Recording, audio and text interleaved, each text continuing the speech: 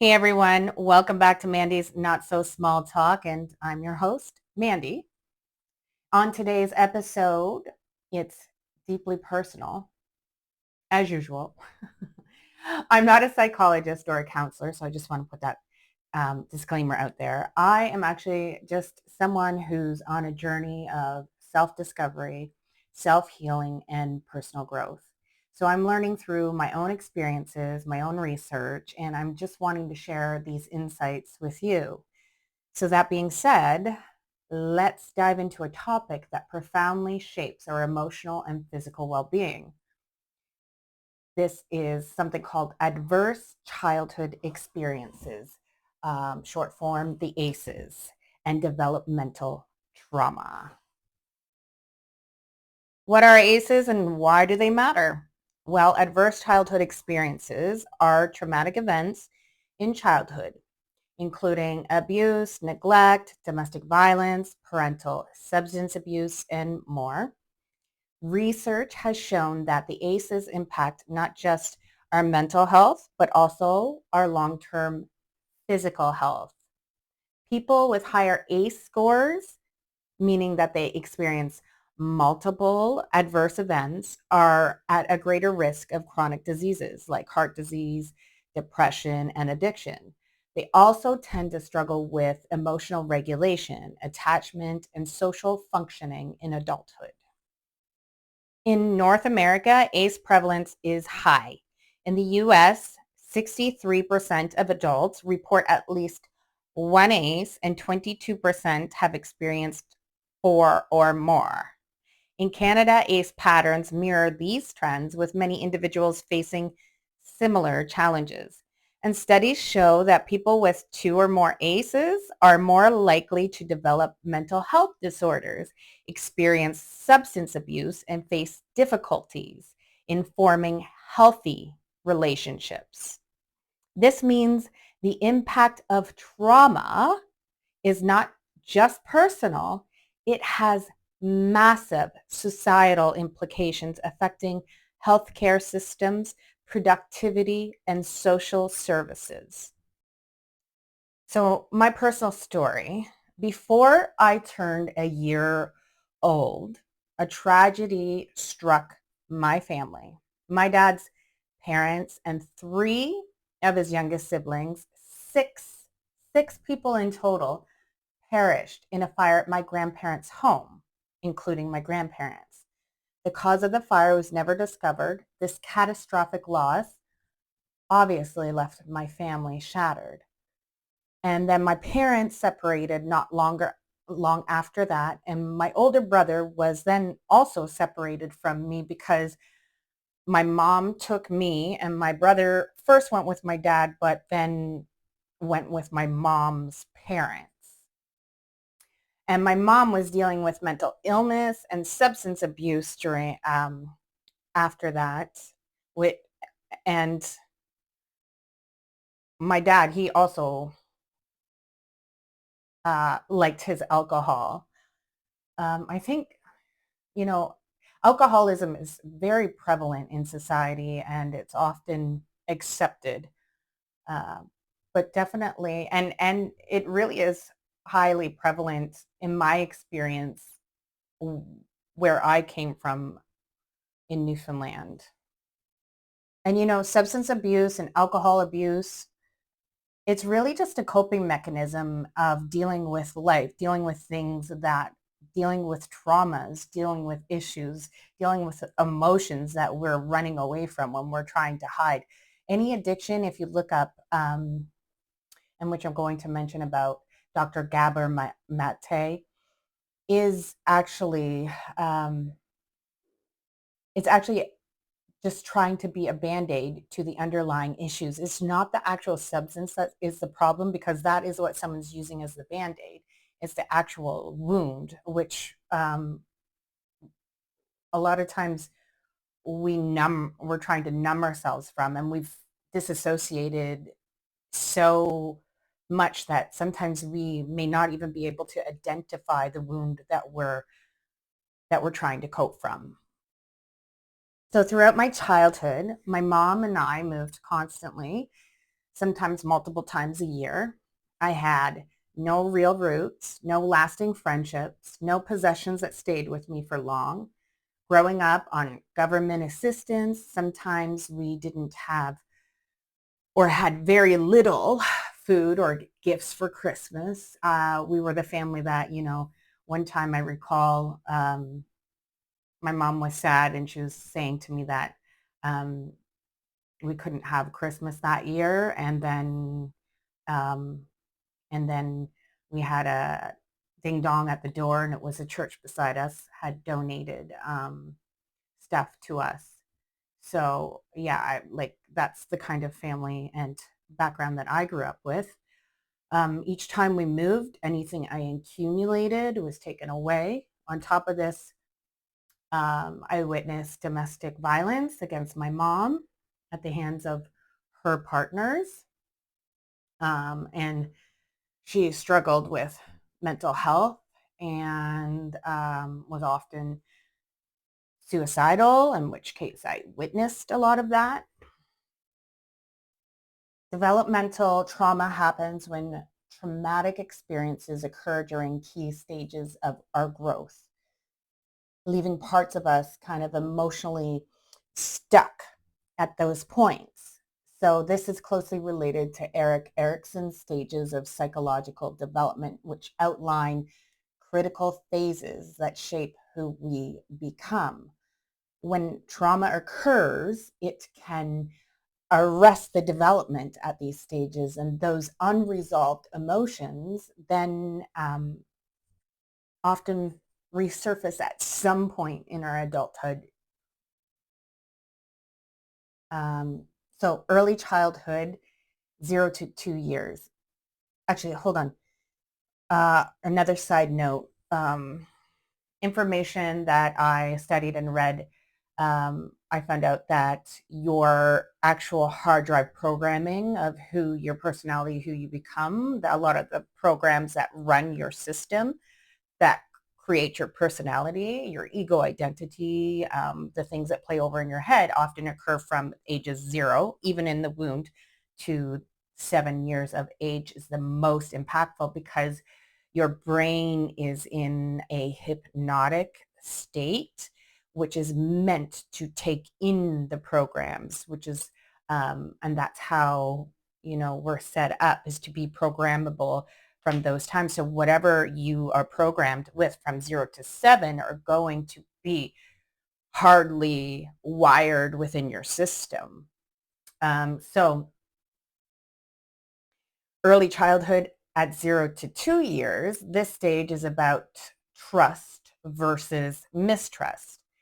And so experiencing separation as I did after my parents split can make it very difficult to trust others. Babies and toddlers can sense stress and trauma, even if they don't consciously understand it, leading to attachment issues.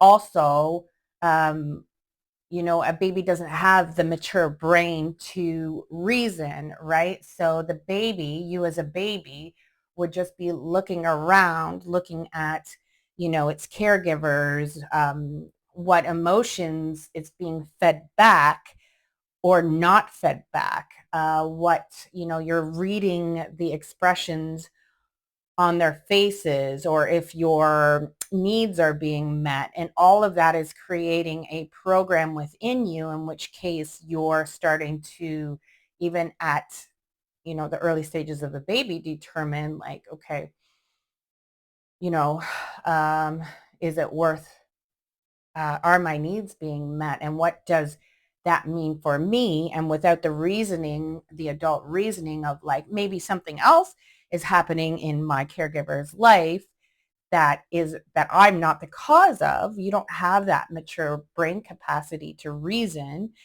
All you know is, oh, look at what's happening, and I must be the cause of what's happening. So then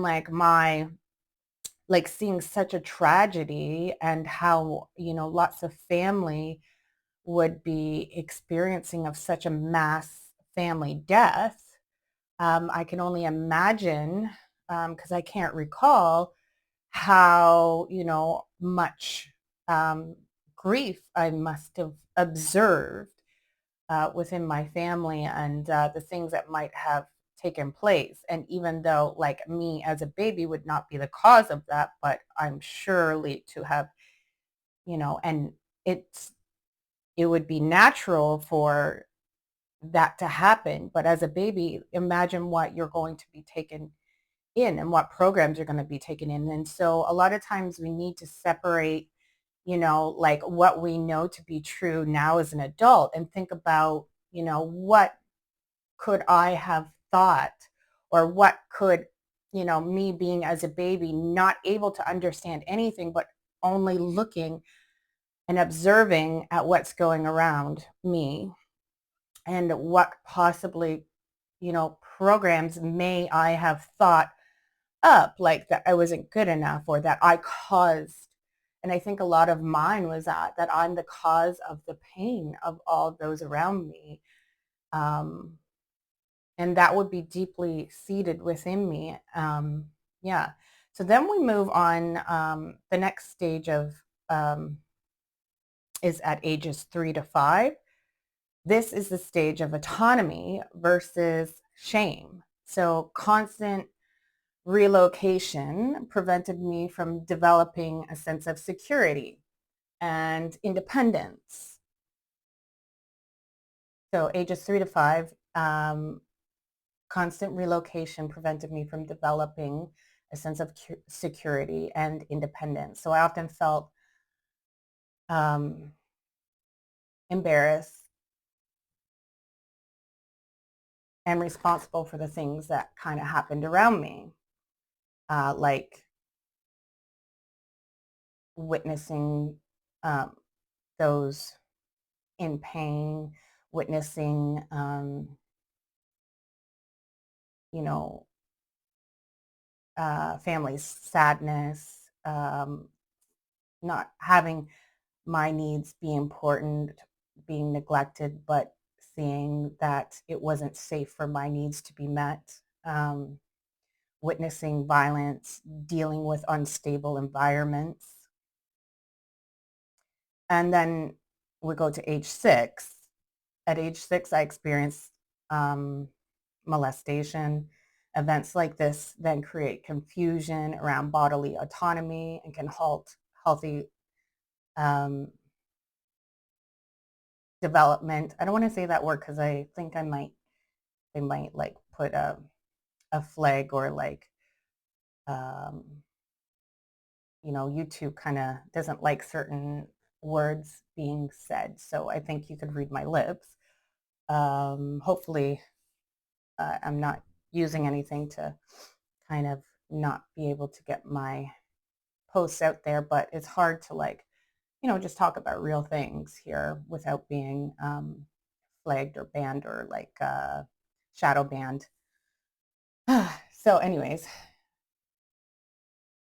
at the age of 6, I began feeling embarrassed and guilty, thinking it was somehow my fault. Actually, I was actually literally told that it would be my fault, that I would be in trouble, that it would be dangerous for me to speak up.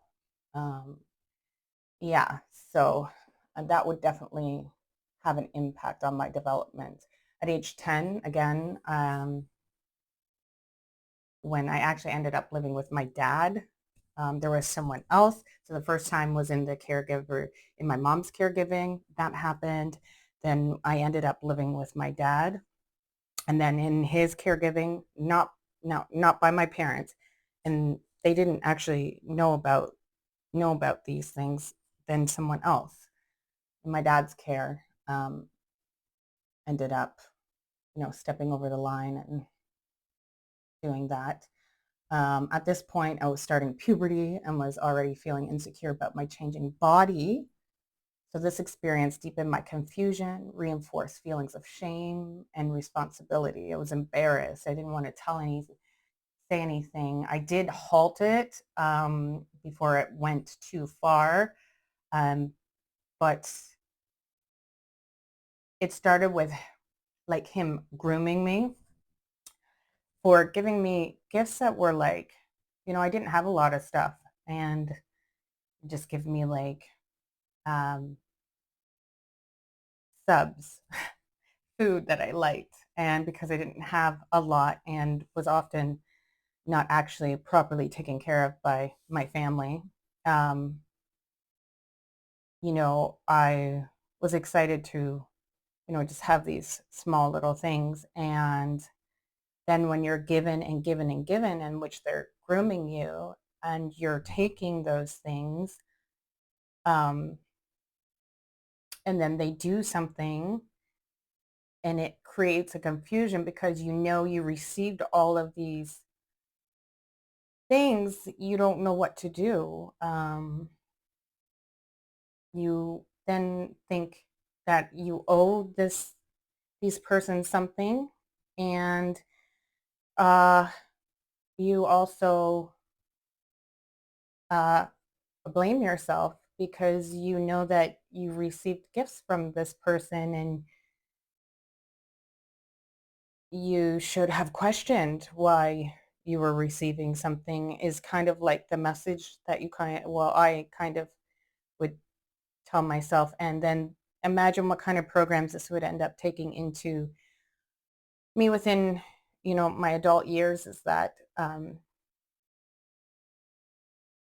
you know what, it's quite programmed in society too. A lot of people, it's like, oh, when you are, uh, if a man buys you a drink or whatever, they feel like they're entitled to certain things. When men give you things, and all of a sudden they feel like they're entitled to your body. And this is very toxic within society, but it exists there. And um, also, but this will come into play, that it would be very difficult to then feel safe to receive in life. That you'd feel like, okay, there's some scary ulterior motive, and that's going to come into play. So in my teen years, my first boyfriend was 34 years old when I was 16. Yeah, crazy. I thought I was just miraculously mature for my age, and this was like, you know, he wasn't a weirdo because of my maturity, that I, thought that I was, but like I was underdeveloped. I didn't know any better. And this is an example of what Dr. Gabor Maté calls repetition compulsion, where unresolved trauma can lead us to actually repeat the same damaging patterns. And so I thought these relationships were just like a part of who I was, realizing, and didn't realize like this is like me reenacting my trauma.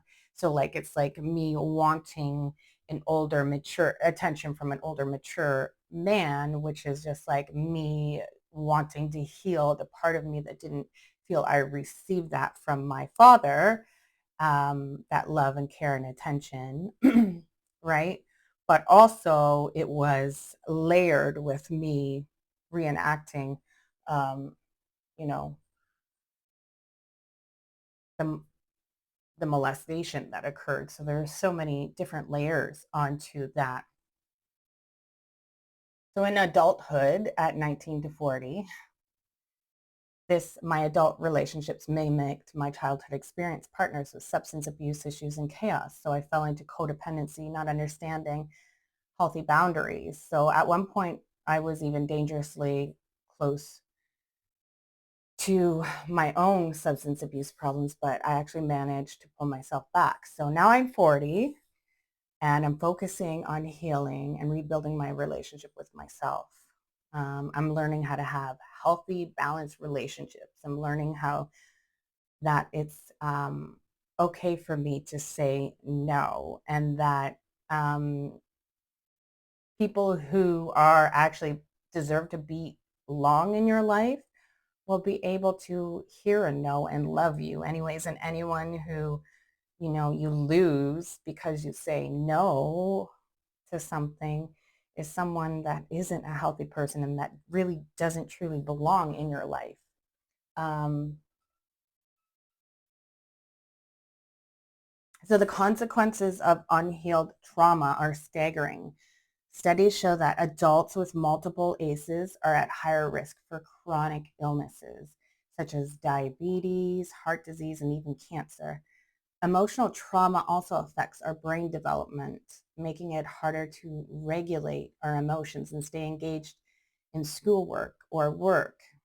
ACEs can even be transmitted intergenerationally, meaning parents who experience childhood trauma may pass on those emotional patterns to their children without even realizing it. Isolation and keeping trauma hidden will worsen these outcomes. The pandemic magnified these effects globally, creating divisions within families, over differentiating belief systems, and increasing feelings of loneliness. So this only added actually more layers of trauma for many people.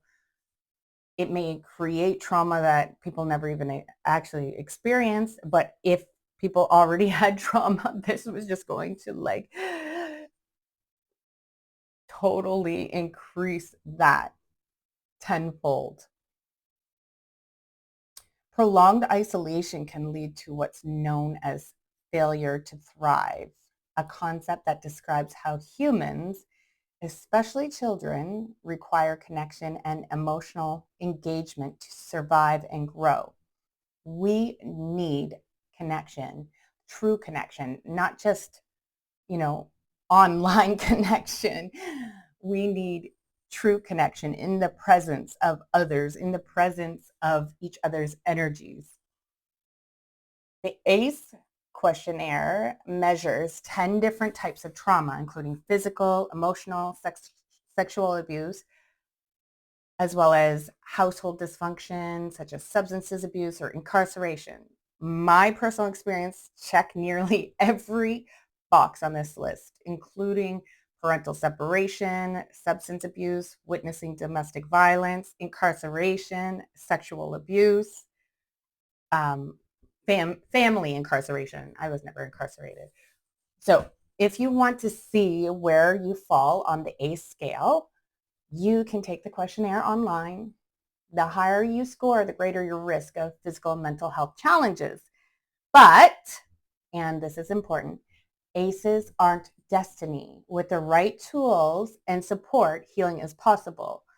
So those things are likely to occur when you are unconscious of what's happening. If you're just like living your life in these unconscious programs, not knowing why you do the things that you do, doing, repeating trauma, reenacting trauma, not knowing how your nervous system works, not knowing how to heal that, not wanting to heal it. But if you actually take into awareness and figure things out and want to heal and want to look at your stuff, want to look at your patterns, want to do the work and take the actions to actually heal from those experiences, which is completely possible. And I am proof of that, considering, the dangers of like hitting all of those aces. And here I am, and I am really doing well, better than ever. So,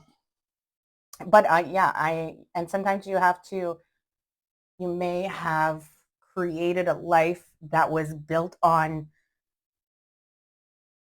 your old self that was covered in trauma, and you may have built a good life with that life, but it wasn't really truly your authentic, healthy, authentic you, which is kind of like where I ended up being as a bodybuilder and a model.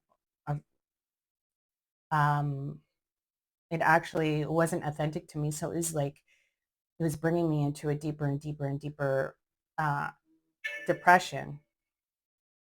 So um, healing from that, and now I'm getting to understand who I am truly, what makes me happy. I am developing a good, healthy relationship with myself so that I can actually move forward, and any success that I achieve as my authentic self is one that is going to be fulfilling and isn't going to be based on the success part of it, but based on, the journey, I suppose. So healing from developmental trauma is possible, but it requires intentional work. So I want to share with you some strategies. One, you can build resilience, supportive relationships, whether with friends, family, therapists, they can help foster your healing. Two, mindfulness practices. Techniques like meditation and breath work, as taught by Peter Levine, help calm the nervous system and reconnect the body. So a lot of times, like when we're triggered and fight, or flight, like the trick is to actually learn how to regulate your nervous system, because you can't actually think within reason and respond. All you can do is react, and react from a place of like fear, and just needing reaction, needing to survive. And the way that you're seeing things are going to be disillusioned. You're seeing things with like layers of what you think it means based on the trauma and experience that you have, and you won't see things truthfully. So like when you get to know your body and feel how you are in those times when you're triggered, and then when you can understand, oh, this is, I'm being triggered, when you can come to that awareness, then you can come to the, okay, well, when I'm triggered, how can I regulate my nervous system into, a regulated nervous system? And then when you learn how to be able to utilize those tools, you'll be able to respond. And then sometimes you may react, and it may take practice, but you can respond quicker. And then the amount of time between that will shorten and shorten to eventually um, you're not going to be triggered by the same events. Another one is trauma-informed care. Programs like the American Academy of Pediatrics Trauma Toolbox can teach healthcare providers how to recognize and support individuals with trauma. Therapy and coaching. Working with trauma-informed therapists can help uncover unconscious patterns and develop healthier relationships. So, in closing, if you relate to anything in this episode, know that you're not alone. Many of us carry wounds from childhood, but with awareness, we can begin to heal and grow.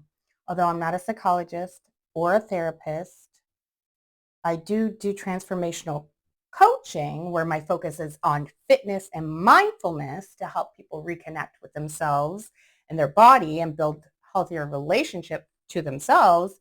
I'm not formally trained in trauma, or I'm not formally trained in psychology or anything like that. So I just want to thank you for listening to my story and joining me on my journey. If you found this episode helpful, please, you could share it with someone who it might benefit. Healing, it's not easy, but it's definitely worth it. And it starts with being willing to look within. So stay connected, stay mindful, and stay kind to yourself. Until next time, this is Mandy with Mandy's Not So Small Talk.